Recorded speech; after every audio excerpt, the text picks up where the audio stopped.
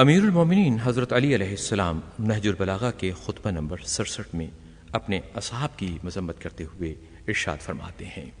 امیر علیہ السلام ارشاد فرماتے ہیں، کب تک میں تمہارے ساتھ ایسی نرمی اور رعایت کرتا رہوں گا جیسی ان اونٹوں سے کی جاتی ہے جن کی کوہانیں اندر سے کھوکھلی ہو چکی ہوں، اور ان پھٹے پرانے کپڑوں سے کہ جنہیں ایک طرف سے سیا جائے تو دوسری طرف سے پھٹ جاتے ہیں۔ جب بھی شامیوں کے ہراول دستوں میں سے کوئی دستہ تم پر منڈلاتا ہے تو تم سب کے سب اپنے گھروں کے دروازے بند کر لیتے ہو اور اس طرح اندر دبک جاتے ہو جس طرح گوہ اپنے سوراخ میں اور بجو اپنے بھٹ میں۔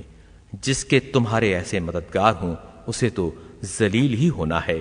جس پر تم تیر کی طرح پھینکے جاؤ تو گویا اس پر ایسا تیر پھینکا گیا جس کا سوفار بھی شکستہ اور پیکان بھی ٹوٹا ہوا ہے۔ حضرت علی ارشاد فرماتے ہیں، خدا کی قسم گھروں کے صحن میں تو تم بڑی تعداد میں نظر آتے ہو، لیکن جھنڈوں کے نیچے تھوڑے سے۔